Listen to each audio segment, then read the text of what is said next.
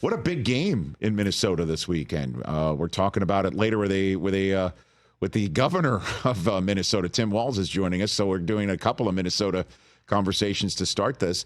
So what's your sense of Vikings-Lions? Let's just go with that one writ large before we get into some information-based conversation. Yeah, I mean, I think it's a huge game. I had an interesting conversation yesterday with the former Vikings linebacker Ben Lieber, who now works in the media here, and he was making the case that, well, for as big of a game as this is for either team, if they lose this, you still feel like it's not that big of a deal because you're up at the top of the division, you got a long way to go. I'm like, I feel the opposite, especially for the Vikings, because remember, they come on the following Thursday night out there to LA and play the Rams, so they got 2 games in 5 days. You're 5-0, you're atop the division, but you're facing the team in the Lions that I don't think anybody wants to face right now, especially after what they just did to the Dallas Cowboys. If you were to lose this game at home against the reigning champs in your division and then have to turn around and play a Thursday night game, that'll feel like a massive game, or else you, based upon the state of the NFC North right now, you could go from first to worst in a 5-day span. So I think the bye came at the right time for the Vikings. Aaron Jones, it seems like, is trending in a good direction. They made that trade for Cam Akers the other day, but as I reported right after breaking the trade, that was not about like a long-term concern with Aaron Jones. It's just they get another back who goes back to the Rams days with Kevin O'Connell. So second year in a row that they traded for Cam Akers to provide them with some running back depth.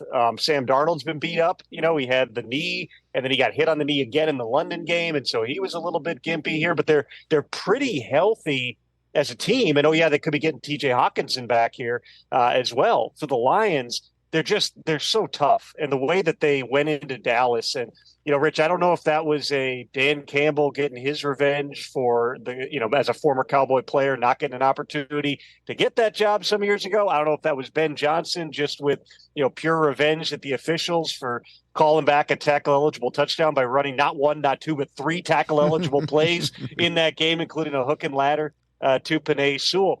The Lions are just a really fun team to watch. They do, obviously, we'll get a taste of what they're going to look like without Aiden Hutchinson. Everything I've been told is they are, poking around, kicking the tires on any potential opportunities here, but they're not in a rush for this week. They made a signing off the Cincinnati's practice squad. They're going to give some different guys a look here.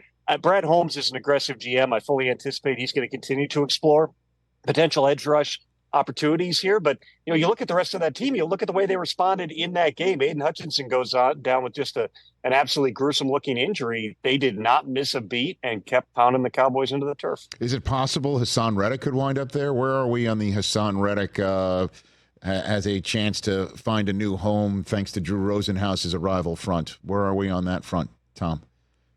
I would certainly say it's fair to tell you, Rich, that Drew Rosenhaus would love Hassan Reddick to end up in Detroit. He'd love him to end up any place that might give him the multi-year deal that he's been seeking. I did not get a sense when I checked on that a couple of days ago that there was anything in progress with the Lions. Again, whether it's Hassan Reddick, who his situation, remains fluid at this point and is ongoing, whether it's calling on a Myles Garrett, is it calling on a Max Crosby, any number of these different guys on teams that are, right now kind of on that brink, right? Of, are we going to be full on fire sale mode? Are we going to be, trying to get back into it? I don't think the Amari Cooper trade was an indication that the Browns are punting on the entire season, but it was a guy who's in a contract year. You get a 3rd round pick and you're figuring, okay, he, wasn't overly thrilled to be there after his name came up in the Brandon Ayuk talks anyway. So you get the pick, you lose a couple more of these games. Remember, it's the trade deadline this year.